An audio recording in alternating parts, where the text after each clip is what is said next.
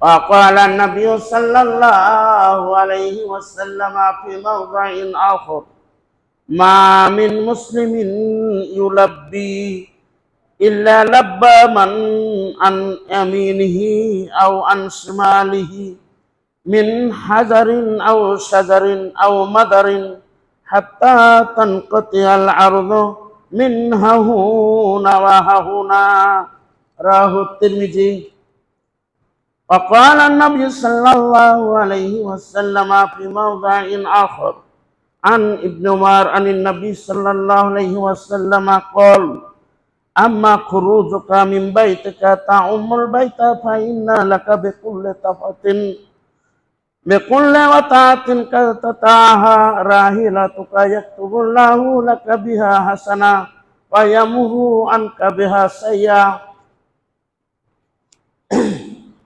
وأما وقوفك بعرفة فإن الله عز وجل ينزل إلى السماء الدنيا فيباهي بهم الملائكة فيقول: هؤلاء عبادي جاءوني شعثا غبرا من كل فج عميق يرجون رحمتي ويخافون عذابي ولم يروني فكيف لو رأوني.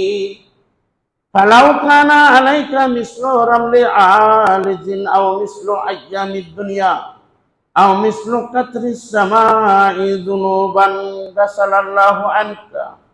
وأما رميك الجمار فإنه مذكور لك. وأما حلقك رأسك فإن لك بكل شارة تسقط حسنة. فإذا تفتى بالبيت خرجت من ذنوبك كأوم ولدتك أمك. রাহু তাবারানী। সম্মানিত হাজিরিন, প্রশংসা মাত্র সেই মহান রব্বুল আলামিনের জন্য, যে মহান রব্বুল আলামিনের অশেষ রহমতে আমরা বিভিন্ন এলাকা থেকে সশরীরে সুস্থ মন মস্তিষ্ক নিয়ে সেই মহান রব্বুল আলামিনের আদেশ পালনার্থে গুরুত্বপূর্ণ সময়ে পবিত্র জামে মসজিদে এসে যে সেই মহান রব্বুল আলামিনের গুণগান ও গুণকীর্তন করার সুযোগ পেয়েছি, তাই আমরা সেই মহান রব্বুল আলামিনের সন্তুষ্ট অর্জনের লক্ষ্যে ছোট্ট একটি বাক্যে আমরা তার কৃতজ্ঞতা প্রকাশ করি। সবাই সমবেত কণ্ঠে বলি আলহামদুলিল্লাহি রাব্বিল আলামিন। তারপরে পরে দুরূদ ও তাসলিমাত অবতীর্ণ হোক সেই মহামানবের প্রতি, যার মাধ্যম দিয়ে আমরা এই সুন্দর ইসলামী জীবন বিধান চলার পথ, দিক নির্দেশনা ও নীতিমালা লাভ করেছি। আকায়েদ নামদার তাজদারে মদিনা দুলালে আমিনা সৈয়দুল মুরসালিন খাতামুন নাবিয়িন শাফিউল মুজনিবিন হযরত মুহাম্মদ মুস্তাফা আহমদ মুস্তাফা সকলে বলুন সাল্লাল্লাহু আলাইহি ওয়াসাল্লাম। আল্লাহুম্মা সাল্লি আলাইহি আল্লাহুম্মা বারিক আলাইহি। আমি আপনাদের সামনে আজকে যে বিষয়টি আলোচনা করতে যাচ্ছি, এই জুমা সেই বিষয়ের আলোচনা গত জুমায় আপনাদের সামনে কিছু করেছিলাম। আজকেও তার বাকি অংশ কিছুটা আপনাদের সামনে আলোচনা করব। আমা তৌফিক ইল্লা বিল্লাহ আলাইহি তাওয়াক্কালতু ওয়া ইলাইহি উনীব। রব্বি ইশরাহ লি সাদরি ওয়া ইয়াসসির লি আমরি ওয়াহলুল উকদাতাম মিন লিসানি ইয়াফকাহু কাওলি। রব্বি জিদনি ইলমা রব্বি জিদনি ইলমা রব্বি জিদনি ইলমা ইয়া ফাত্তাহ ইশরাহ সুদুরি। আজকে আরবিক মাসে আমাদের মাঝে তৃতীয় জুমা অতিবাহিত হচ্ছে জিলকাদা মাসের, যেই মাসে হাজিগণ হজ্জের প্রস্তুতি গ্রহণ করবেন। হজ একটি বিশেষ আমাদের জন্য ইবাদত, তাই হজ্জের গুরুত্ব, কবুল হজ হওয়ার যে কি শর্তাবলী, সেই বিষয় নিয়ে আপনাদের সামনে আমি আলোচনা করছি। আজকেও সে বিষয়ে সম্পর্কে আপনাদের সামনে আলোচনা করব। যে হজ একটি শ্রেষ্ঠতম ইবাদত,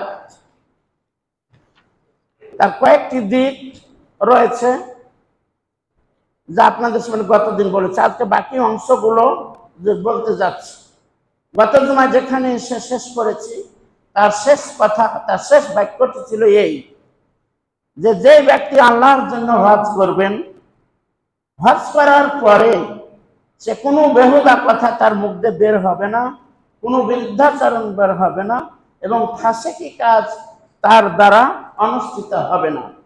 সেই হাজিগণ সেই দিনের শিশুর মতো হয়ে হবে যেই দিন তার মা তাকে জন্ম দিয়েছিলেন। এই কথা বলে গতদিন শেষ করেছি। একজন হাজিগণ সেই দিনের শিশুর মতো হয়ে সেখান থেকে ফিরে আসে যে দিন তার মা তাকে জন্ম দিয়েছিল, ঠিক সেই মুহূর্তের মতো হয়ে আসে। আজকে বাকি অংশ আপনাদের সামনে আলোচনা করতে যাচ্ছি। দ্বিতীয় যেটি কথা আজকে, যে হজ গুনাহ থেকে আপনাকে আমাকে মুক্ত করে, ওটি প্রথম কথা ছিল। দ্বিতীয় কথা, উমর, আবু বকর, হযরত আলী, বিভিন্ন শ্রেষ্ঠ সাহাবী চিন্তিত হতেন যে আমরা যখন ব্যবসা বাণিজ্যের জন্য বিভিন্ন এলাকায় গিয়েছি, সেখানে এবং জাহেলিয়াত অবস্থায় আমরা গুনাহ করেছি, শিরকি অবস্থায় থেকেছি, তো এই গুনাহগুলোকে আমাদের মাফ হবে কি হবে না, তারা চিন্তা করতেন মাঝে মধ্যে। কে? যারা ইসলামের দীক্ষায় দীক্ষিত হয়ে সোনার মানুষে রূপান্তরিত হয়েছিলেন, তারাও এই চিন্তা করতেন। তাদের এই চিন্তা দূরীভূত করার জন্য আল্লাহ রাসূল সাল্লাল্লাহু আলাইহি সাল্লাম এই হাদিসটুকু তাদের উদ্দেশ্যে বর্ণনা করলেন। কি হাদিস? আন্নাল ইসলামা ইয়াহদিমু মা কানা ক্বাবলা ওয়া আন্নাল হিজরাতা তাহাদ্দামু মা কানা ক্বাবলাহা ওয়া আন্নাল হাজ্জা ইয়াহদিমু মা কানা ক্বাবলা। রাওয়াহু মুসলিম। আল্লাহ রাসূল সাল্লাল্লাহু আলাইহি সাল্লাম বললেন তাদের চিন্তা দূরীভূত করার জন্য, যে হে ওমর, হে আবু বকর, হে আলী এবং যত শ্রেষ্ঠ সাহাবী তারা ছিলেন, এক এক করে তারা উদ্দেশ্যে বললেন যে আন্নাল ইসলামা ইয়াহদিমু মা কানা ক্বাবলা। তোমরা যখন যেই মুহূর্তে ইসলাম গ্রহণ করেছো, ইসলাম গ্রহণ করার ফলে তোমাদের পূর্বের যত গুনাহ ছিল সমস্ত গুনাহ তোমাদের মিটিয়ে দেওয়া হয়েছে। বলুন সুবহানাল্লাহি ওয়া বিহামদিহি। তখন তারা নিষ্পাপ হয়ে গেছে। এবং বলা হচ্ছে ওয়া আন্নাল হিজরাতা তাহাদ্দামা মা কানা ক্বাবলাহা। ইসলাম গ্রহণ করার পরে আবার যখন তোমরা মক্কা মুকাররমা ছেড়ে মদিনায় যখন তোমরা হিজরত করে গেছো, হিজরতকালে হিজরতের পূর্বে তোমাদের যদি কোনো ছোটখাটো গুনাহ অনুষ্ঠিত হয়ে থাকে, হিজরত করার ফলে তোমাদের সেই গুনাহ সমূহ কি করে দেওয়া হয়েছে? ক্ষমা করে দেওয়া হয়েছে। তারপরে বলা হচ্ছে ওয়া আন্নাল হাজ্জা ইয়াহদিমু মা কানা ক্বাবলা। এবং তোমরা যখন হজ করলে, হজের পূর্বে তোমাদের যত গুনাহ সমূহ ছিল সমস্ত গুনাহ থেকে তোমাদেরকে মুক্ত করে দেওয়া হয়েছে। বলুন সুবহানাল্লাহি ওয়া বিহামদিহি। তাহলে হজ, ইসলাম এবং হিজরত এগুলো সম্পূর্ণ একটি গুরুত্বপূর্ণ ইবাদত, যেগুলো ইসলামের গণ্ডির ভিতরে আপনার পড়ে। আমি সংক্ষিপ্তভাবে এগুলো তাফসীর করছি। 2 নম্বর, হজ পালনকারীর সাথে পৃথিবীর সমস্ত কিছু তালবিয়া পাঠ করে। শুধু সংক্ষিপ্ত বলেছিলাম, এখন একটা হাদিস প্রমাণ করছি আজকে যে হাদিস আছে কিনা। আসলে যখন হাজিগণ তালবিয়া পাঠ করে, কি তালবিয়া? একমাত্র এটাই উদ্দেশ্য, কোন নিয়াত সরাসরি বলা চলে না, একমাত্র খালি এই তালবিয়া ছাড়া, হজরত তালবিয়া ছাড়া আল্লাহুম্মা লাব্বাইক আল্লাহুম্মা লাব্বাইক লা শারীকা লাকা লাব্বাইক ওয়া লাকাল হামদু ওয়ান নি'মাতু লাকা আল শুকরু লাকা ইত্যাদি এই কোন ধরনের বর্ণিত হয়েছে। তাহলে আলহামদা ওয়ান নি'মাতু লাকা এইগুলো তালবিয়া পাঠ, এগুলো শুধু উচ্চ স্বরে পাঠ করা জায়েজ আছে। তাছাড়া কোন ইবাদতের আগে নিয়াত উচ্চ স্বরে বলার কি নাই, প্রমাণ নেই। তাই এখানে যে প্রমাণ আছে কিনা যে হাজীদের সাথে এই পৃথিবীর সব কিছুই তালবিয়া পাঠ করেন, হাদিস কি বলে দেখা যাক। আল্লাহ রাসূল সাল্লাল্লাহু আলাইহি সাল্লাম বলছেন, মা মিন মুসলিমিন ইউলাব্বি ইল্লা লাব্বা মান আন ইয়ামিনিহি আও আন শিমালিহি মিন হাজারিন আও শাজারিন আও মাদারিন হাত্তা তানকাতিয়া আরজু মিন হাহুনা ওয়া হাহুনা। আল্লাহ রাসূল সাল্লাল্লাহু আলাইহি সাল্লাম বললেন,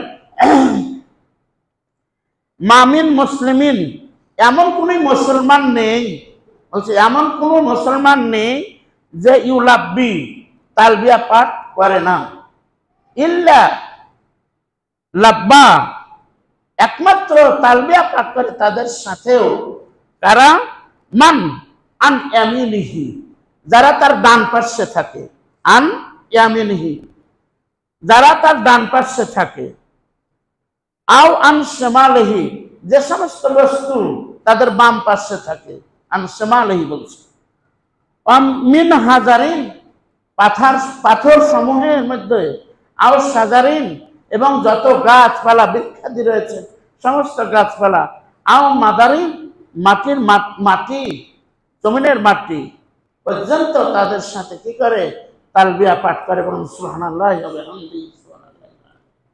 এরকম হাজী যারা পালন করে তাদের সাথে পৃথিবীর সমস্ত কিছু তালবিয়া পাঠ করে।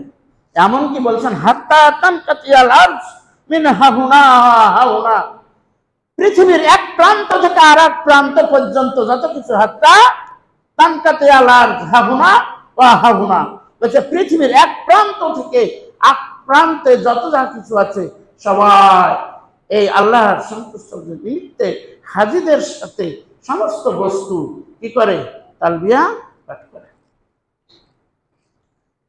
3 নম্বর যেটি পয়েন্ট সংক্ষিপ্ত বলেছিলাম তার প্রমাণে হাদিস। 3 নম্বর যেটা পয়েন্ট ছিল সেটা ছিল হজ দারিদ্রতা দূর করে, হজ দারিদ্রতা দূর করে। দেখেন বর্তমানে হজ তোমরা পালন করতে গেলে অনেক টাকার ব্যয়বহুল, অনেক টাকা লাগছে। মানুষ মনে করছেন এত টাকা জোগাড় করবো থাকার সত্ত্বেও, আর এত টাকা দিয়ে যদি হজ করতে যায় তাহলে আমাদের অর্থ সম্পদ কি হচ্ছে, কমে যাচ্ছে।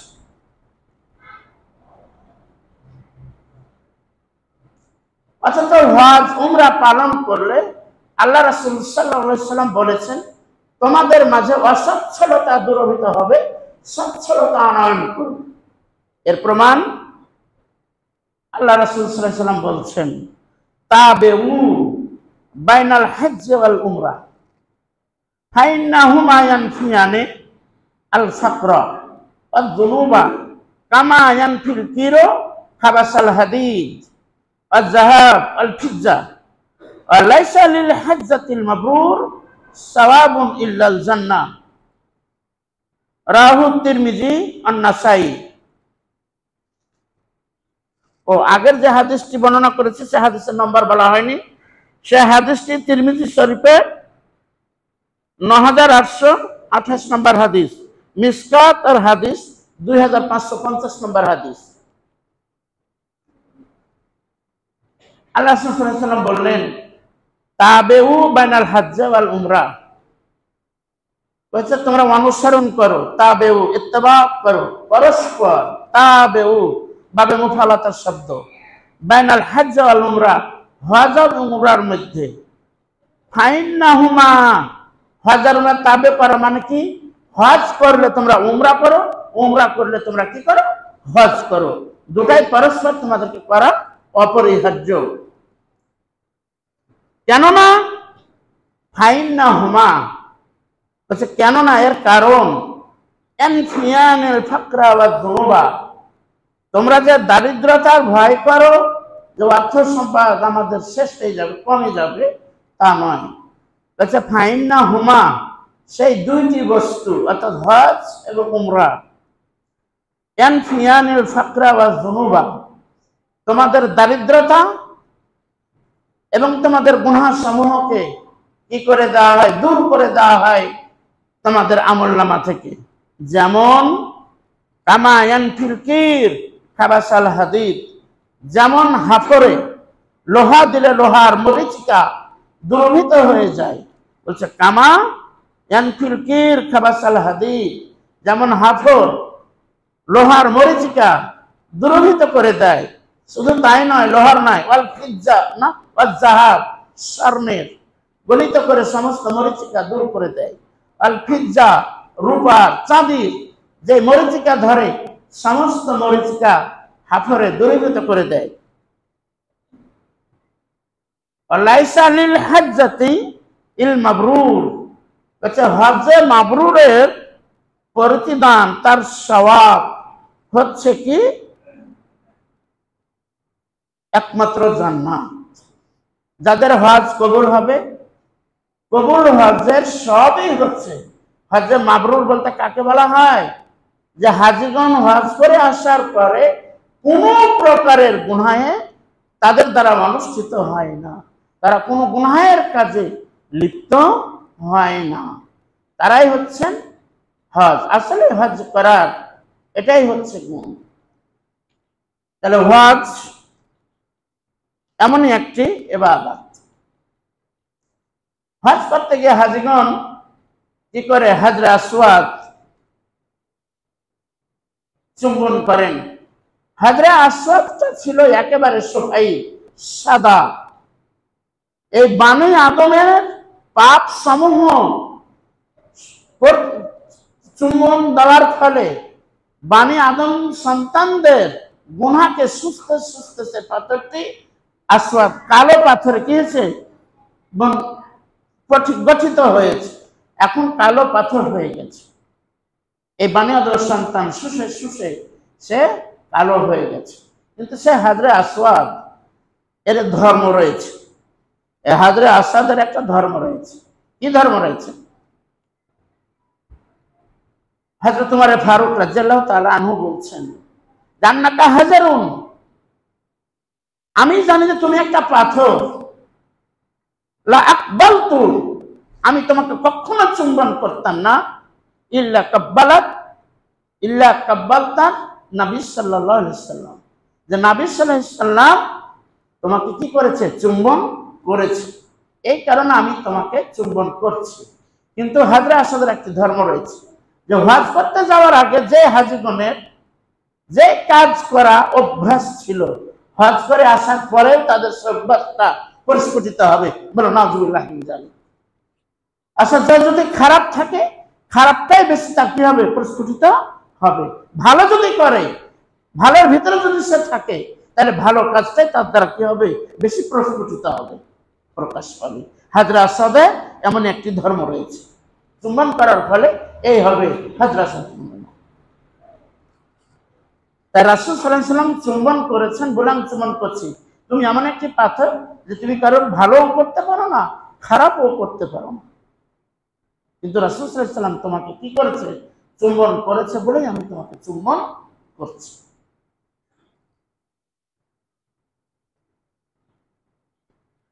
এই হাদিসটা আপনার বর্ণনা হয়েছে তিরমিজি শরীফ হাদিস নম্বর 810, নাসাই হাদিস নাম্বার হচ্ছে 2630, মিশকাত শরীফের হাদিস নাম্বার হচ্ছে 2524। হজ অন্যতম সবচেয়ে শ্রেষ্ঠ ইবাদত। হজের তুলনায় অন্য ইবাদত শ্রেষ্ঠ নয়। কেননা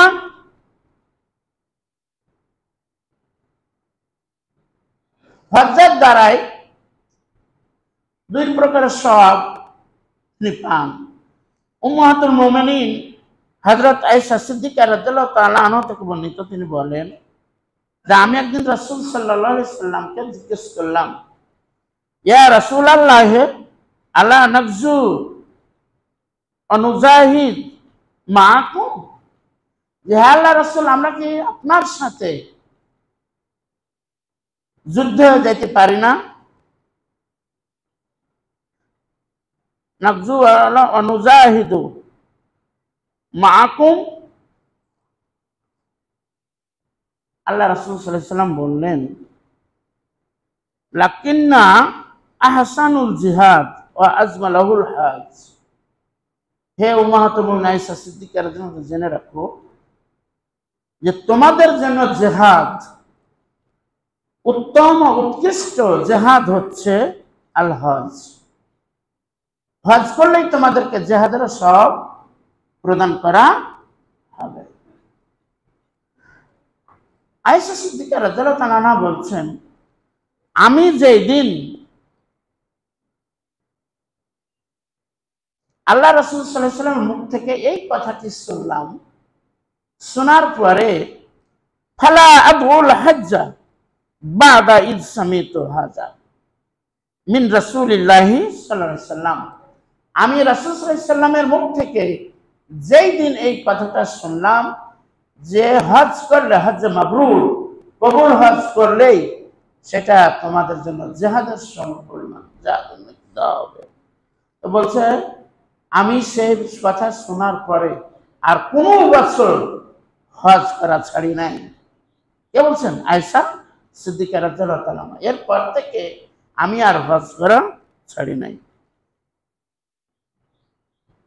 অন্য বর্ণনায় আছে, এই হাদিসটা বুখারী শরীফের হাদিস, হাদিস নাম্বার 1861, আহমদ হাদিস নাম্বার 2,55,841, মিশকাত শরীফের হাদিস 2534। অন্য বর্ণনা রয়েছে, আয়েশা সিদ্দিকা রাদিয়াল্লাহু তাআলা আনহা একদা রাসূল সাল্লাল্লাহু আলাইহি সাল্লামকে জিজ্ঞাসা করলেন যে, হে আল্লাহর রাসূল, মহিলাদের উপরে জিহাদ আছে কি? তিনি বললেন, হ্যাঁ আছে, তবে সেখানে যুদ্ধ নেই। সেখানে কি নেই? যুদ্ধ নেই। জিহাদ আছে কিন্তু সেখানে তাদের জন্য যুদ্ধ নেই। সেটি হলো কি জানো? হজ্জে মাবরুর, কবুল হজ। যদি তোমরা করে থাকো, হজ কবুল হয়ে থাকে, তাহলে সেটাই হচ্ছে তোমাদের জন্য জিহাদ। অন্য আরেক বর্ণনায় আছে, এক ব্যক্তি রাসূল সাল্লাল্লাহু আলাইহি সাল্লামের নিকট এসে একদিন রাসূল সাল্লাল্লাহু আলাইহি সাল্লামের কাছে জিজ্ঞেস করছেন যে, আল্লাহর রাসূল, ইন্নী জাবানুন, আমি খুব ভীত মানুষ। ইন্নী জাবান, আমি খুব ভীত মানুষ। আন্নী যায়িফুন, এবং আমি খুব দুর্বল মানুষ, আমি খুব কমজোর মানুষ। ফাকালা হালুম্মা ইলা জিহাদ, তাহলে কি আমার উপরে হজ্জে, তাহলে কি আমার উপরে জিহাদ আছে? ফাকালা হালুম্মা ইলা জিহাদিন, তাহলে আমি কি জিহাদে যেতে পারি? আমি জিহাদকে বলে, যুদ্ধকে বলে খুব ভয় করি।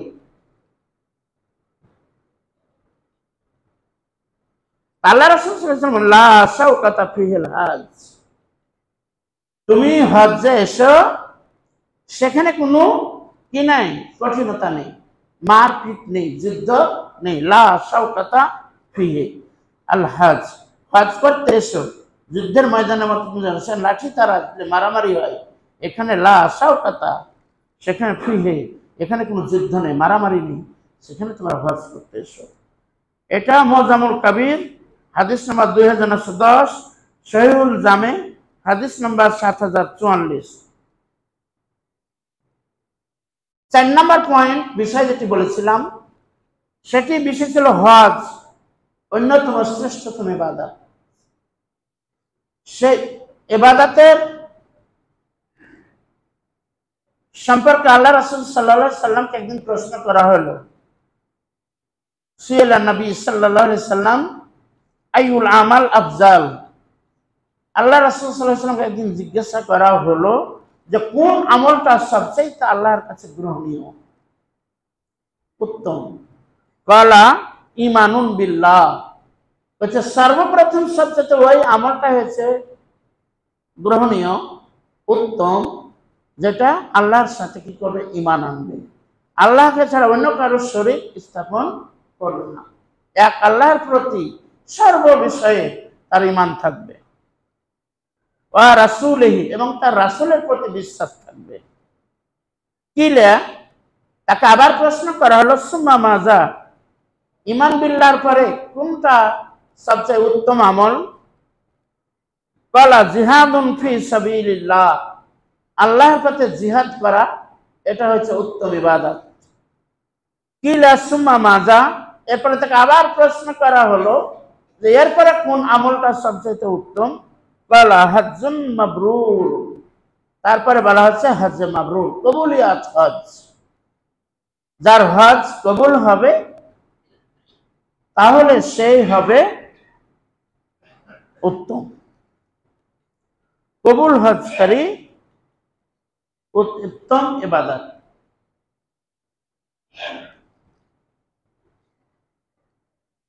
তাহলে হজ অন্যতম শ্রেষ্ঠ ইবাদত। এর ব্যাপারে আরেকটি হাদিস আল্লাহ রাসূল সাল্লাল্লাহু আলাইহি সাল্লাম সুন্দরভাবে উদাহরণ দিয়ে পেশ করেছেন। কি? আন ইবনে উমর আনি নবী সাল্লাল্লাহু আলাইহি সাল্লাম ক্বালা আম্মা খুরুজুকা মিন বাইতিকা তাউমুল বাইতা ফাইন্না লাকা বিকুল্লি ওয়াতাআতিন তাতাআহা রাহিলাতুকা ইয়াকতুবুল্লাহু লাকা বিহা হাসানাতুন ওয়া ইয়ামহু আনকা সাইয়াতুন।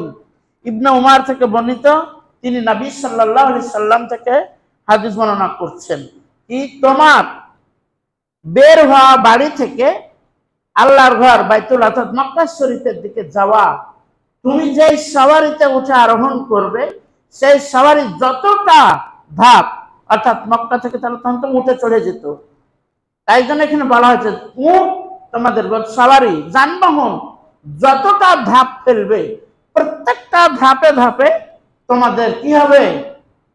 নেকি দেওয়া হবে। প্রত্যেকটা ধাপের বিনিময়ে কি দেওয়া হবে?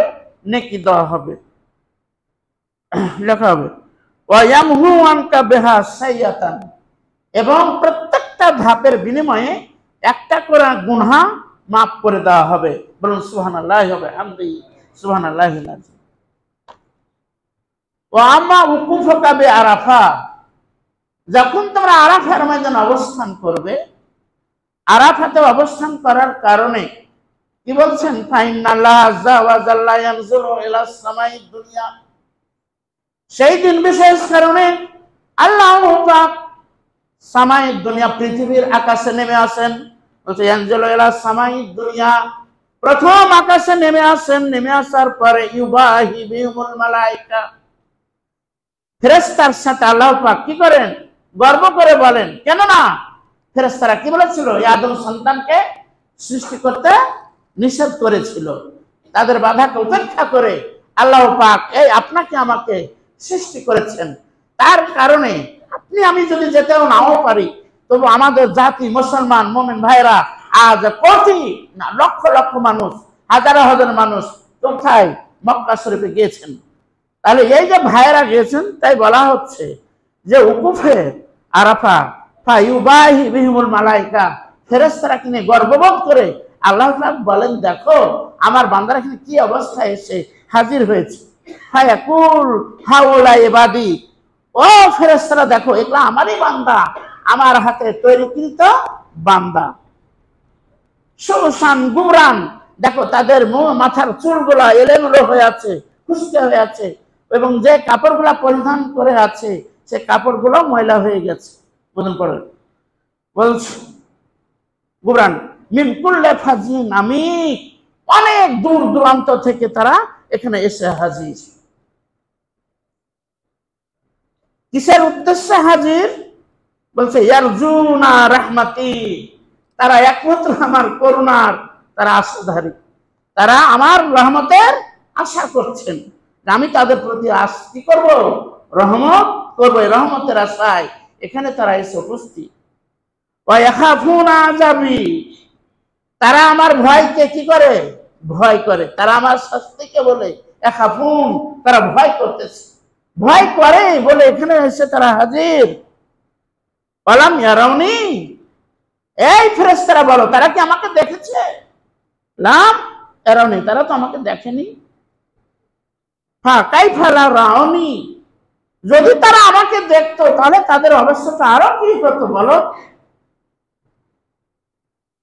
ফালাউ কানা আলাইকা, বলছে জেনে রাখো হে মানুষ, ফালাউ কানা আলাইকা মিসলু রামলে আলিজি, কইছে বালু বরাবর যত পাহাড় রয়েছে বালুর বালু পরিমাণ যদি তাদের গুনাহ হয়, তা বলছে আও মিসলু আয়ামিক দুনিয়া, এই পৃথিবীর বয়স যত হবে, পৃথিবীর সৃষ্টির লগ্ন থেকে শুরু করে শেষ পর্যন্ত এই পৃথিবীর বয়স যত, এই পৃথিবীর বয়স সম পরিমাণ যদি তোমাদের গুনাহ হয়।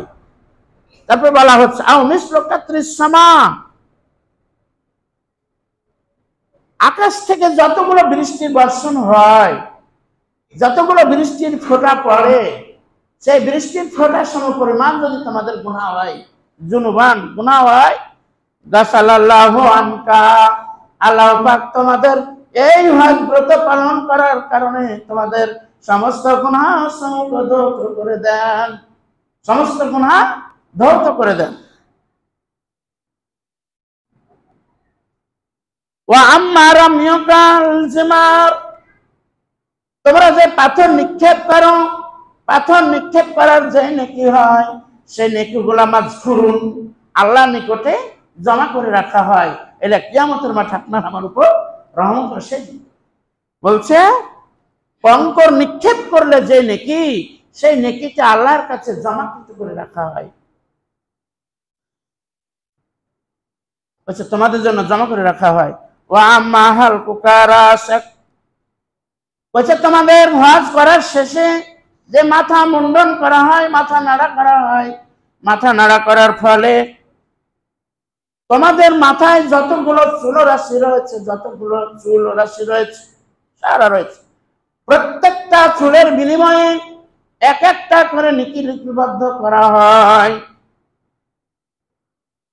তারপরে বলা হচ্ছে ফায়জা তুফতা বিল বাইত, তারপর যখন তোমরা বাইতুল্লাহ শরীফ তাওয়াফ করো, বাইতুল্লাহ শরীফ তাওয়াফ করার ফলে খারাজতা মিন জুনুবিকা, তোমরা তোমাদের গুনাহ থেকে সেইরূপ ভাবে বেরিয়ে পড়ো যেরূপ তোমরা তোমাদের মায়ের পেট থেকে পৃথিবীতে প্রথম অবস্থায় ভূমিষ্ঠ হয়েছিলে, ঠিক সেই দিনের মতো, সেই দিনের শিশির মতো হয়ে যাবে। বলুন সুবহানাল্লাহ। তাহলে দেখেন হজ আমাদের কারো ভাগ্যে রয়েছে, যারা রয়েছেন গেছে, তবু আমরা তাদের সাথে মিলিত কিছু নাকি পালন করতে পারি। তাই বলা হচ্ছে পৃথিবীতে তোমার মা যেইভাবে জন্ম দিয়েছিল ঠিক সেই দিনের মতো হয়ে যাও।